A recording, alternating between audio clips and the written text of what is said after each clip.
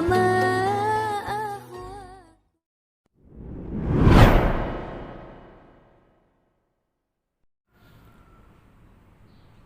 Nah, sebagaimana di dalam kitab Paijiji, ya,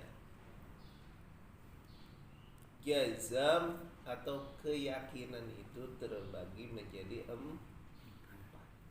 Ya. Terbagi empat.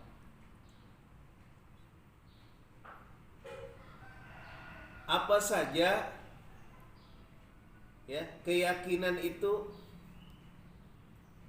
Satu, ma'rifah. Ma'rifah. Yang kedua, taklid sahih. Ketiga, jahil murakkab. Keempat, taklid batal. Jadi ada empat. Jadi kita bisa mengukur keyakinan kita ini masuk yang mana. Ya. Apakah masuk ma'rifah? Apakah masuk nanti taklid sahih? Apakah masuk jahil murakkab? Atau nanti keyakinannya masuk kepada taklid batal. Jadi sudah jelas ya. Arti ma'rifah itu ya keyakinan yang mantap. Ya, arti jazm itu kan keyakinan yang tidak ada sedikit pun keraguan.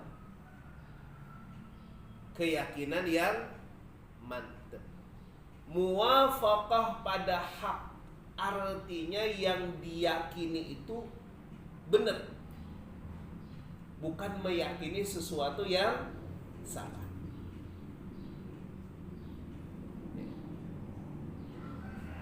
Dengan dalil. Ya. Itu namanya ma'rifah. Ya. Jadi meyakini sesuatu dengan penuh keyakinan, yang diyakininya benar, ya. Kemudian tatkala ditanya naon bukti, nah dia mampu memberikan dalil bukti. Itu baru ma'rifah.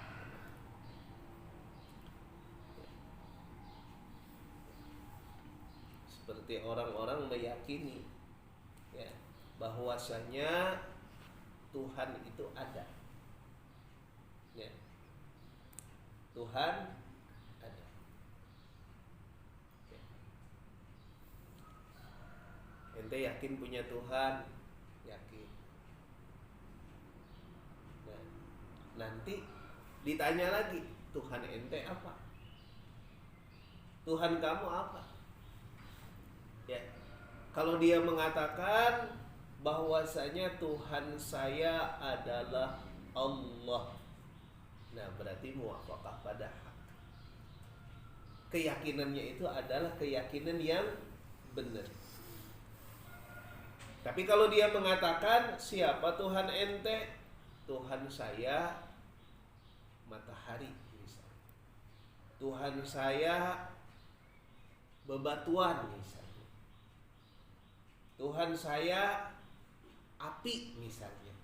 Nah, maka ini keyakinannya adalah keyakinan yang salah. Ya, keyakinan yang salah. Nah, jadi seseorang meyakini dengan penuh keyakinan bahwasanya Tuhannya adalah Allah.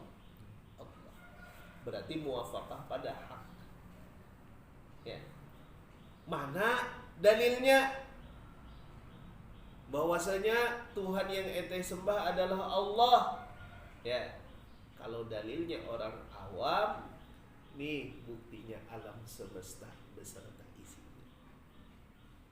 Ya. Alam semesta beserta isinya. Ya.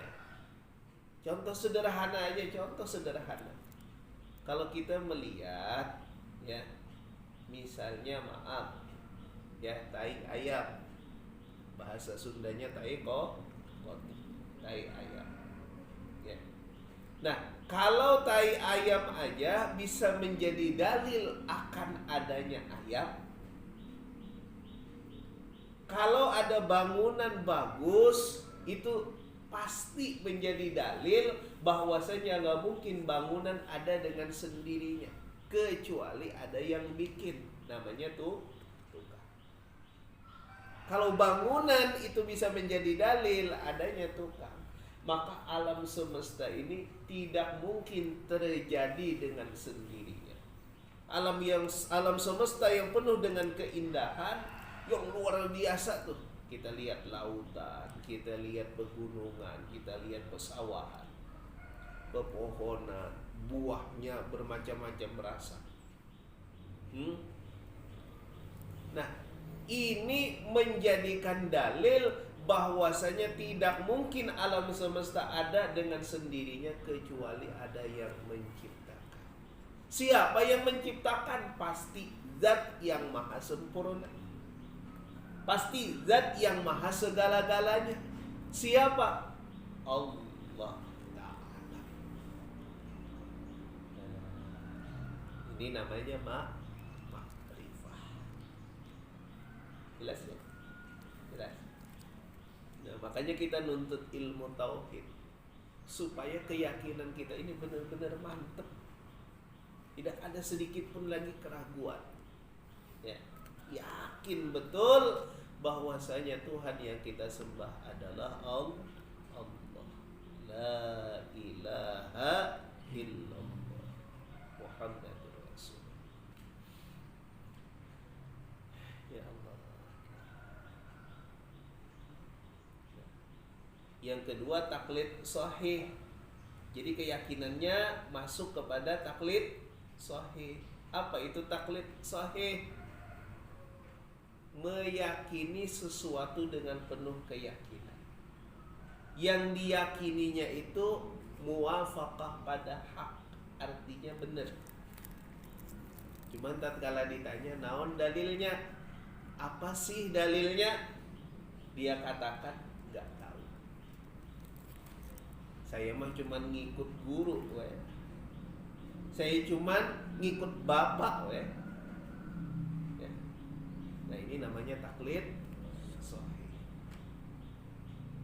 Atau orang ditanya siapa Tuhan ente? Allah. Yakin? Yakin. Nah, dalilnya apa? Nggak tahu. Karena bapak kakek nenek saya orang Islam, jadi saya ikut mereka. Nah, yang diikutinya karena meyakini yang benar, maka dia dihukumkan taklid sahih. Jadi bukan mengikuti, meyakini sesuatu yang salah. Ya. Kudu belajar ya. Para ulama nanti berbeda-beda masalah akidah ini. Ya. Berbeda-beda nanti menghukumi orang yang taklid. Ya.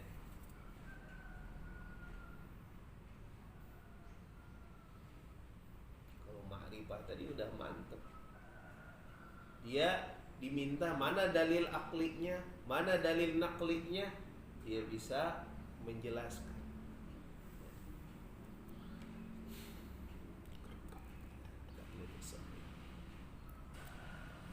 Yang ketiga, keyakinannya jahil murakkab. Ya. Mana jahil murakkab itu? Orang yang memiliki keyakinan yang mantap, cuman yang diyakininya salah. Ya. Memiliki keyakinan yang mantap, tapi yang diyakininya salah. Sudah salah yang diyakininya, dia gengsinya minta ampun, ya. Dia mampu membeberkan dalilnya. Nah, sudah salah pakai dalil. Ini namanya jahil murakkab. Ya. Ya. Kebodohan yang tersusun namanya. Ya. La haula wala quwwata illa billah. Ya. Jadi kalau ditanya orang, ente yakin punya Tuhan? Yakin. Apa Tuhan ente? Api misalnya. Nah, berarti tiada muwafaqah pada hak. Meyakini Tuhan adalah api. Berarti itu keyakinan yang salah. Ya. Keyakinan yang salah. Ya. Mana dalilnya? Wah, dia begini. Ya. Ya. Enggak mau kata Batur mah eta mah salah. Enggak. Saya mah tidak akan pernah berubah dengan pendirian saya yakin begini. Jadi sudah salah tapi tidak merasa salah. Ya. Nah, ini namanya jahil murakab. Ya. Sudah tahu dia tuh salah tapi tidak merasa salah. Nah, ini namanya jahil murakab.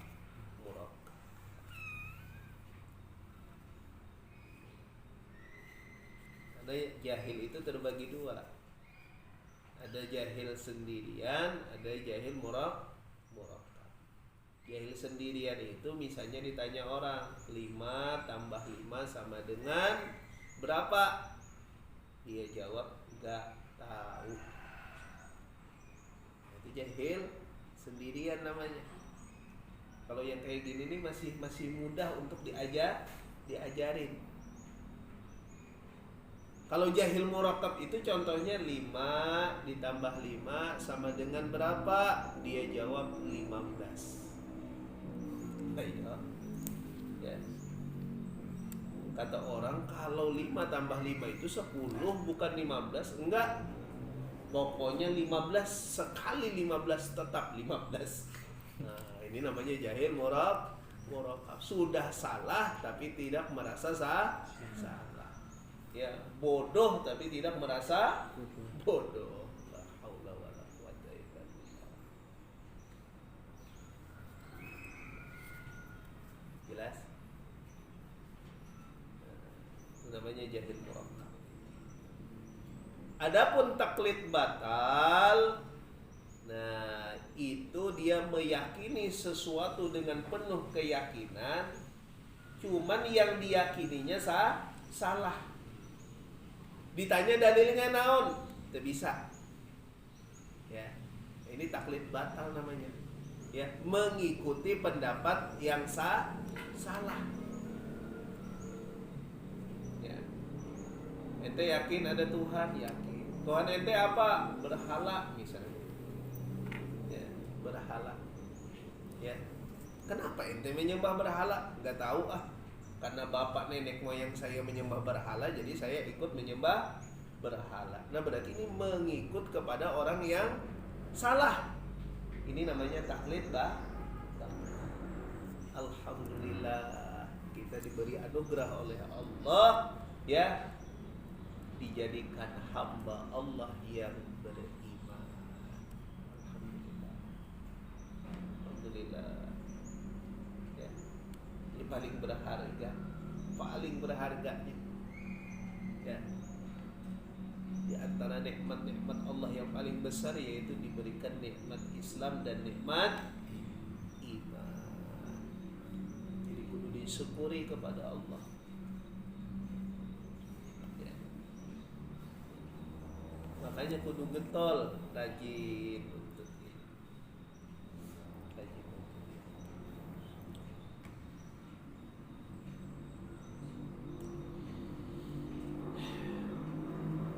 Adapun artinya dalil yaitu barang yang menunjuki atas kebenaran suatu barang.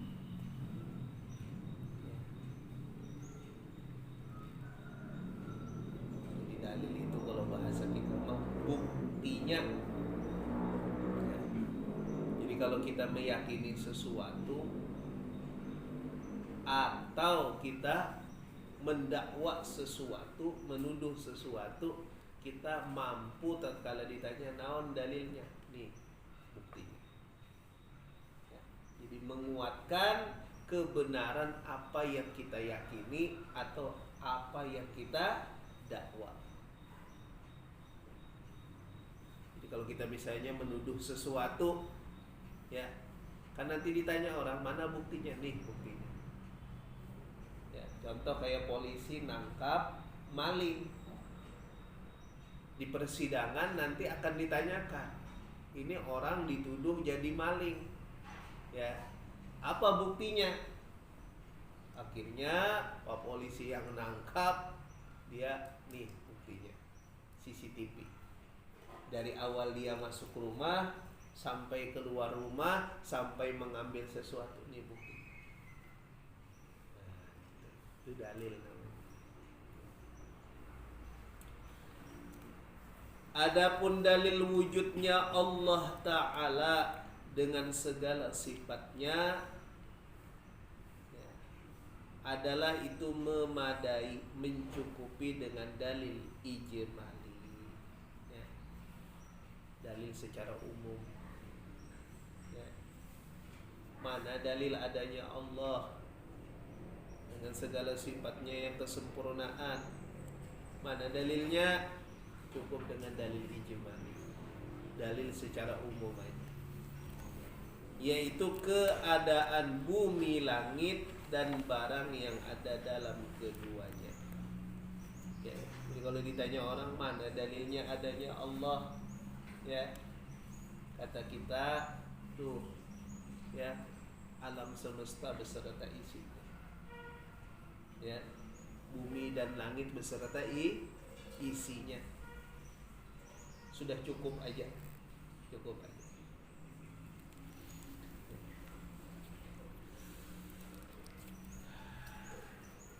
Firman Allah Ta'ala, inna fi khalqis samawati wal ard wa ikhtilafil laili wan nahar la ayatin li ulil albab. Artinya bahwasanya di dalam kejadian segala langit dan bumi dan bersalahan malam dan siang, sesungguhnya sekalian itu menjadi pertunjukan atas keadaan Allah Ta'ala yang menjadikan sekalian yang demikian itu bagi orang yang ada empunya akal pikiran adanya. Nah, begitu bahasa Melayu. Ya. Jadi dalil naklitnya dari Al-Quran, ya, sesungguhnya, ya,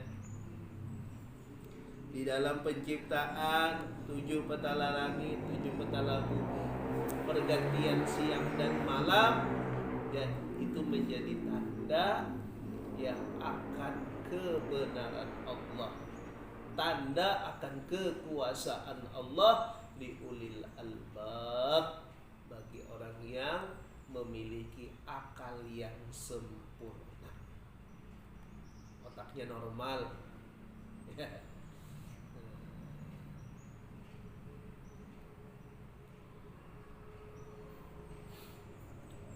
Ya Allah, ya Rasulullah.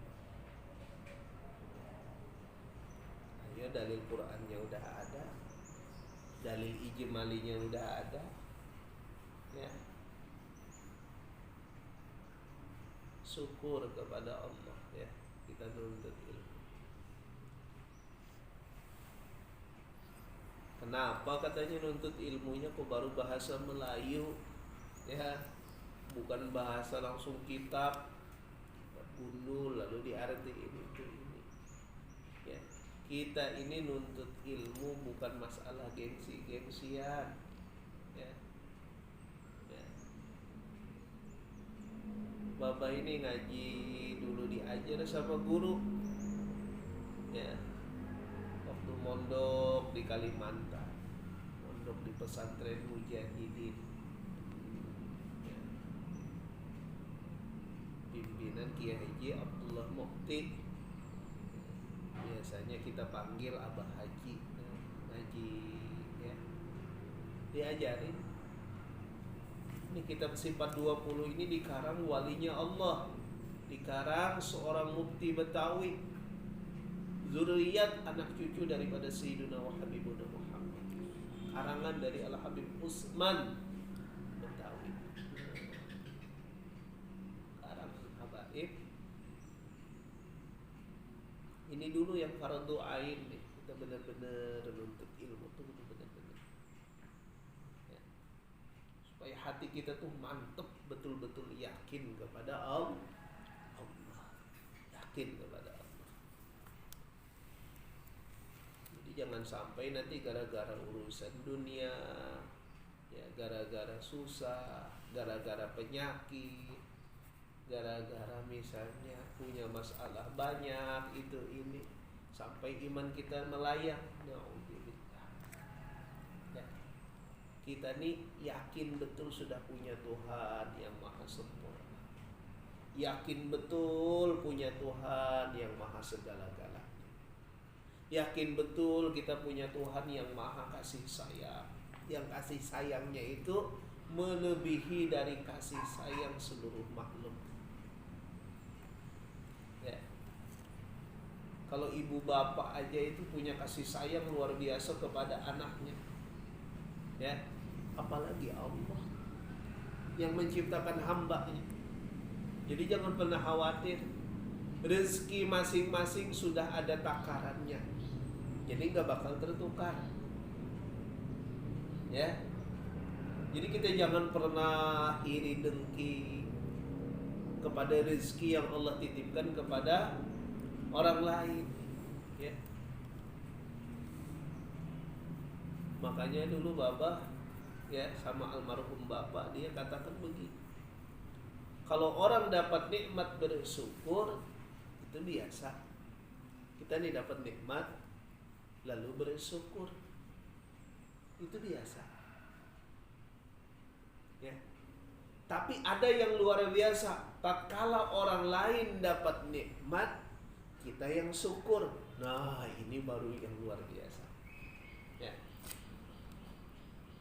Batul misalnya kebeli mobil, sementara kita boro-boro beli mobil, beli sepeda juga nggak kebeli.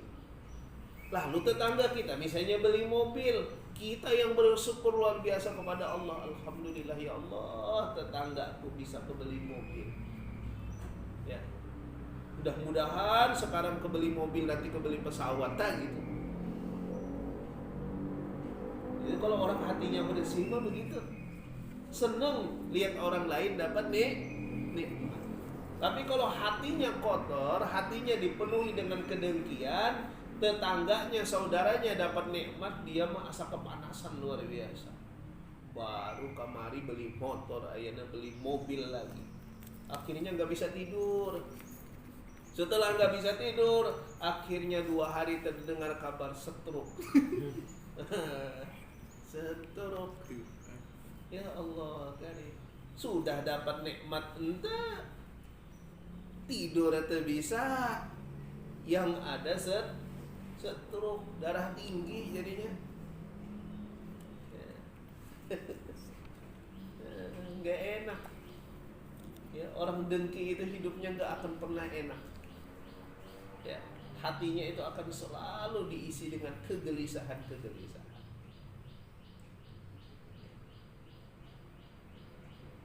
Bersyukur aja apa pemberian Allah ini udah. Jalani hidup apa adanya. Ya, diberi Tuhan benghar, sugih, alhamdulillah. Gunakan kebengaran buat kebaikan. Diberi oleh Allah Ta'ala hidup seadanya, bahkan serba kekurangan, syukuri juga, jalani. Karena susahnya dunia itu sebentar. Ya, kalau kita sabar terhadap apa yang Allah berikan kepada kita, ya, ujian yang Allah berikan kita jalani dengan sabar, dengan ikhlas, nanti Allah yang akan memberikan hadiah yang luar biasa. Ya. Kesedihan, kesusahan, kesulitan dunia itu sebentar dibandingkan nanti kesulitan, kesusahan akhirat. Jangan sudah susah mengeluh, nggak sabar, akhirnya apa? Susahnya nggak hilang, pahala nggak dapat. Ya, rugi itu, rugi. Orang nih diberi oleh Allah musibah, diberi oleh Allah kesulitan, kesusahan, akhirnya dia nggak sabar, mengeluh, sampai mengatakan begini amat hidup, Hah? Batur mah diberi enak, saya mah diberi susah, mengeluh hidup. Ya, yang terjadi apa? Susahnya nggak hilang, pahalanya nggak dapat. Jadi rugi double. Sudah susah di dunia, di akhirat nanti susah. Nah, kalau kita nggak nuntut ilmu mah nggak bakalan.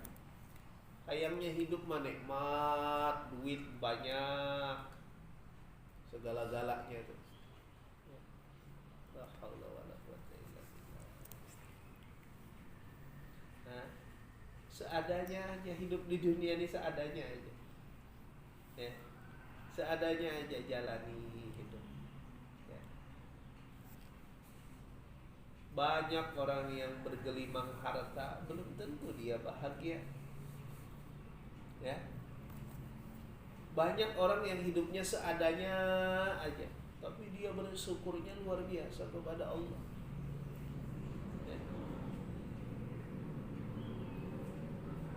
Jadi yang Bapak pahami, hidup paling nikmat itu ya orang hidup yang tidak memiliki hutang, udah paling nikmat udah. Ya.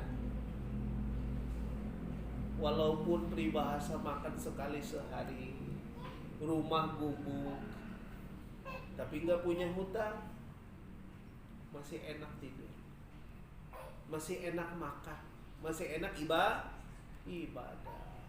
Tapi kalau sudah kelilit hutang, walaupun rumahnya gede, itu rasa penjara. Tanahnya luas, itu rasa sempit. Nah, walaupun pakai mobil, itu mah rasa jalan kaki. Kenapa? Karena hati dan pikirannya itu sempit jadinya. Ya. Nah, jadi yang mau bikin sulit diri kita ya kita juga. Yang mau bikin tenang diri kita ya diri kita juga. Jadi kalau mau membeli sesuatu, ukur kemampuan kita. Kita mau beli sesuatu nih harganya 10.000, duit kita cuman ada 3.000, jangan dipaksakan. Ya. Jadi Mang Oman nanti balik ke Kalimantan, pengen beli motor, nggak usah lah ngutang sana ngutang sini. Ya. Udah kalau bisa kebeli motor ya beli cash, jangan ngutang. Gak bisa kebeli motor juga banyak sekarang mah pakai ojek online. Ya Allah, jalan kaki sehat, ngapain ngikutin gaya Batur? Ya.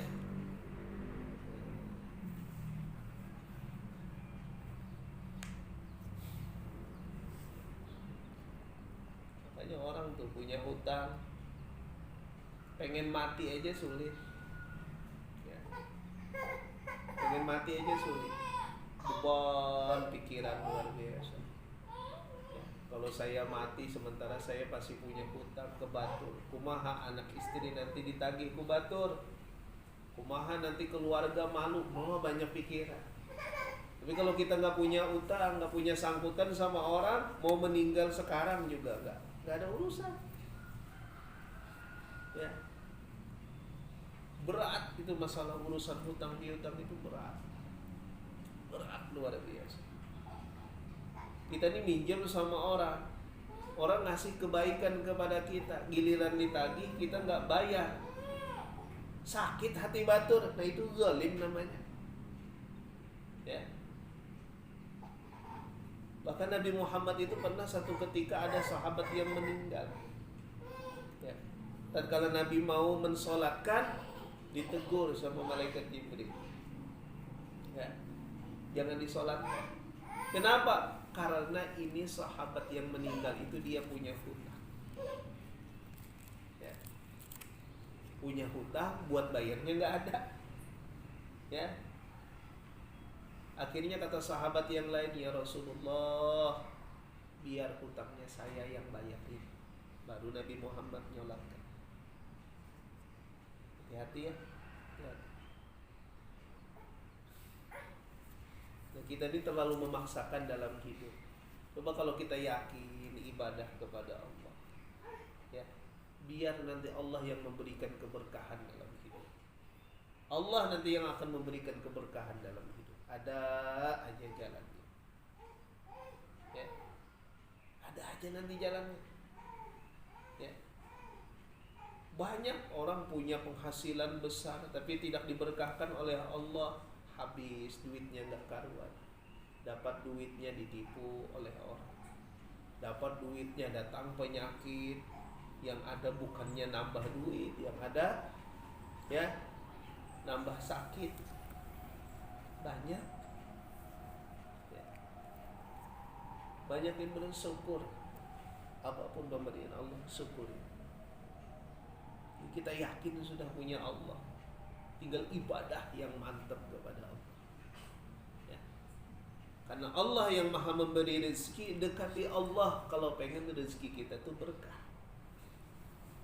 Jangan kebalikannya, dunianya rezekinya dikejar, tapi Allah yang memberi rezeki, Allah yang menciptakan dunianya dijauhi. Gak harap ada keberkahan dalam hidup ya. Jangan harap ada keberkahan dalam hidup ya.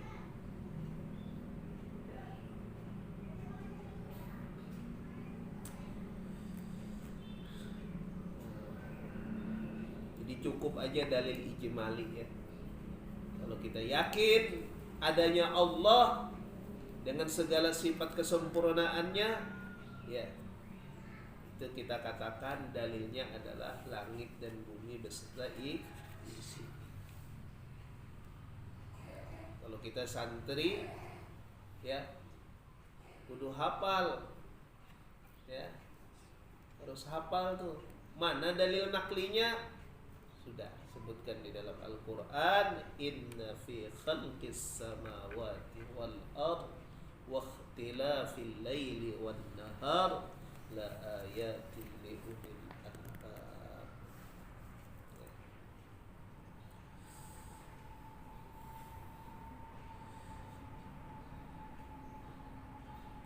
Sebagai lagi dinakal dari ibarah Suhaimi dengan maknanya, adapun ma'rifatullah ta'ala dan ma'rifah Rasul terhenti atas pengetahuan tiga perkara yang tersimpun di dalam hukum akli. Terhenti itu artinya berhajat ya. Dalam hukum akli artinya hukum akal. Apa itu hukum akal? Yaitu wajib, mustahil, jaiz.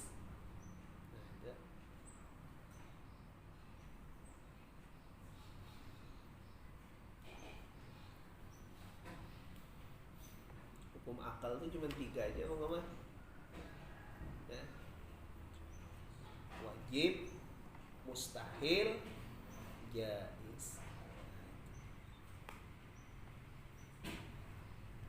Di keterangannya apa arti wajib, apa arti mustahil, apa arti jaiz. Ya. Nanti dijelaskan. Maka dari itu wajib diketahui akan 3 perkara ini didahulukan atas sebutan 20 sifat. Dan ditambah lagi di sini sebutan hukum syar'i dan hukum adi, karena boleh dapat kerbedaan satu sama lain adanya. Jadi nanti dibahas ya, apa itu wajib, apa itu mustahil, apa itu jaiz, apa yang dimaksud dengan hukum syar'i, apa yang dimaksud dengan hukum adi ya. Jadi kudu paham hukum akli berarti bahasannya nanti wajib, mustahil, jaiz. Hukum syar'i apa nanti penjelasannya? Nanti akan dijelaskan. Hukum adi apa penjelasannya? Nanti akan dijelaskan. Jadi supaya kita membedakan, oh ini masuknya hukum akli, ini masuknya hukum syar'i, ini hukum adi.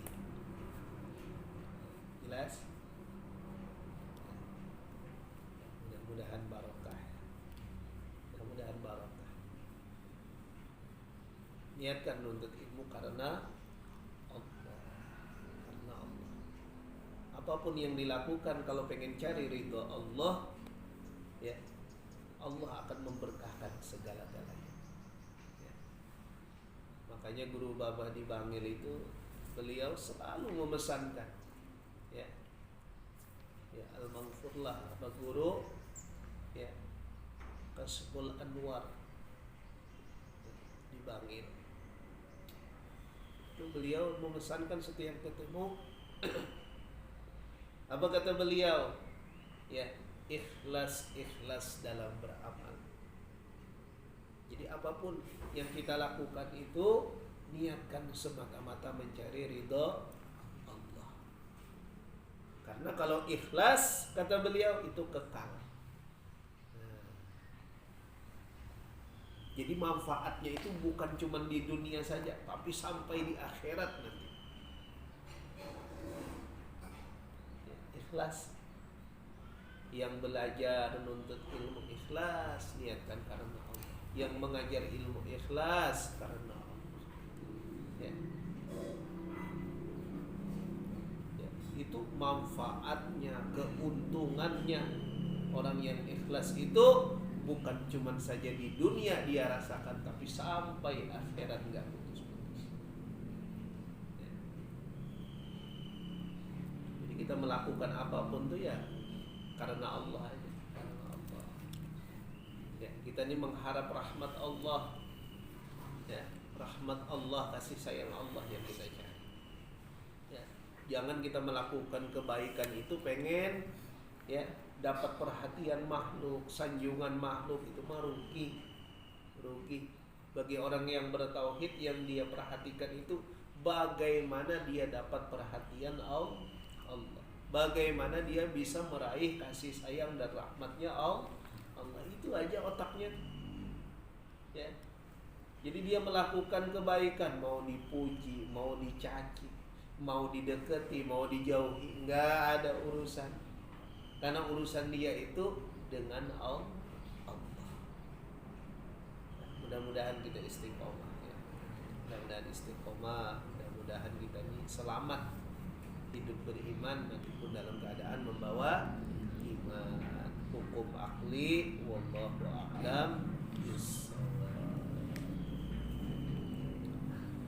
Nawaitu taqarruban ila Allah afdalu dzikri fa'lam annahu la ilaha illallah Muhammadur Rasulullah fi kulli lamhatin wa nafasin 'adada ma wasi'ahu ilmullah.